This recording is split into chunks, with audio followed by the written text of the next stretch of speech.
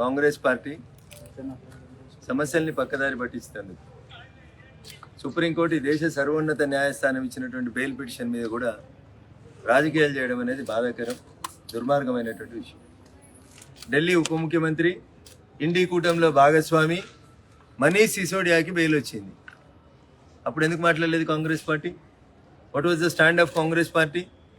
అదే మద్యం కుంభకోణంలో ఇంకొక ముద్దాయికి ఈరోజు బెయిల్ వచ్చింది. దానికి బీజేపీకి ఏం సంబంధం ఉంటుంది? ఒకవేళ కవిత బెయిల్కి బీజేపీకి సంబంధం ఉంటే మనీష్ సిసోడియా బెయిల్కి బీజేపీ కూడా సంబంధం ఉండాలి. మరి ఇండి కూటమిలోంచి బయటికి వెళ్ళిపోతుందా? మనీష్ సిసోడియా గారికి బెయిల్ వచ్చింది కాబట్టి మనీష్ సిసోడియా గారు వచ్చి బీజేపీలో జాయిన్ అవుతున్నారా?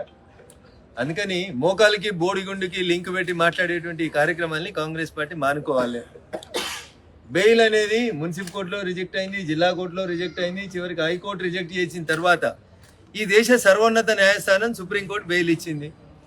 కాంగ్రెస్ పార్టీకి డెమోక్రసీ మీద విశ్వాసం లేదు, పార్లమెంట్ మీద విశ్వాసం లేదు, సెబీ మీద విశ్వాసం లేదు, కోర్టుల మీద విశ్వాసం లేదు.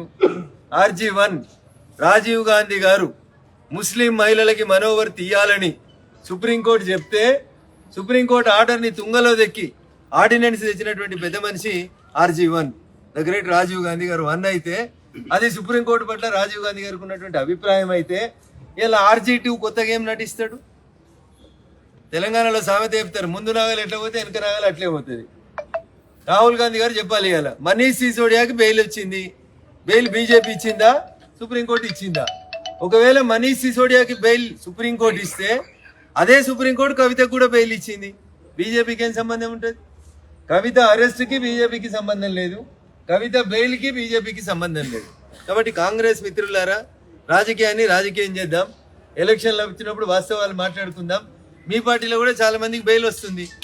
మొన్న ఒక ముఖ్యమంత్రి గారికి, జార్ఖండ్ మాజీ ముఖ్యమంత్రి జైలుకు పోయిన తర్వాత మాజీ అయిన ముఖ్యమంత్రి కూడా బెయిల్ వచ్చింది. మరి అది కూడా బీజేపీ ఇచ్చిందా?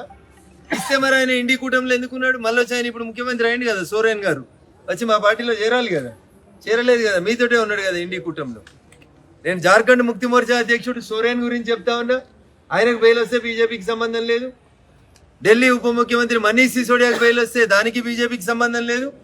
కానీ కవితకు బెయిల్ వస్తే మాత్రం బీజేపీకి సంబంధం ఉంది.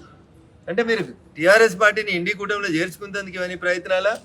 అసలు మీ ఉద్దేశం ఏందనే చెప్పుండ్రు. కనీసం కోర్టులలోనే గౌరవించరు అనేది నేను కాంగ్రెస్ పార్టీకి ఇచ్చేటువంటి సూచన.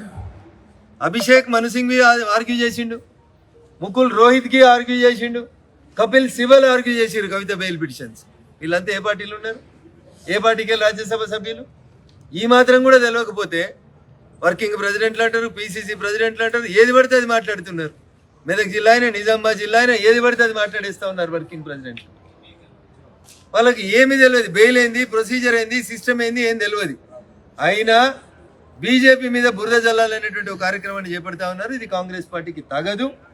స్పష్టంగా సుప్రీంకోర్టు బెయిల్ ఇస్తే కవిత బయటకు వచ్చింది తప్ప భారతీయ జనతా పార్టీకి బెయిల్కి ఎట్లాంటి సంబంధం లేదు. కాబట్టి అబద్ధాల పునాదులే ఎజెండాగా ఎదిగినటువంటి కాంగ్రెస్ పార్టీ ఇంతకంటే గొప్పగా మాట్లాడుతుందని మేమేం ఆశపడతలేం. బట్ తెలంగాణ సమాజం, విఘ్నులైనటువంటి తెలంగాణ ప్రజలు అర్థం చేసుకుంటారని, బెయిల్ కోర్టుకు సంబంధించిన అంశం అని, పార్టీలకు సంబంధించిన అంశం కాదని జగ్గారెడ్డి గారికి, మహేష్ కుమార్ గౌడ్ గారికి అర్థమయ్యేలా చెప్పాలని చెప్పి ఆ అభిషేక్ సింగ్ మన్వి అనేటువంటి సుప్రీంకోర్టు వకీల్కి ఈ సందర్భంగా నేను విజ్ఞప్తి చేస్తాను. ఒక రాజకీయ పార్టీ ఇంకొక రాజకీయ పార్టీలో విలీనం అవ్వాలా అవ్వకూడదు అనేది ఆ టీఆర్ఎస్ పార్టీ పెద్దలను అడిగితే కరెక్ట్ సమాధానం వస్తుంది. భారతీయ జనతా పార్టీ ఎవరిని విలీనం చేసుకోవడానికి సిద్ధంగా లేదు. మేము కాశ్మీర్ నుంచి కన్యాకుమారి దాకా ఒంటరిగా మేమే ఎదగాలనుకుంటున్నాం. That is our stand. మాతోటి ఎవరు చర్చలు జరపలేదు, సంప్రదింపులు జరపలేదు. నాకు తెలిసినంత వరకు పార్టీలో ఒక పార్లమెంట్ సభ్యుడిగా నాకు తెలిసినంత వరకు అట్లాంటి ప్రస్తావన కానీ సందర్భం కానీ లేదు.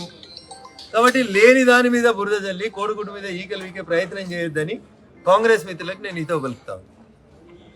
Thank you.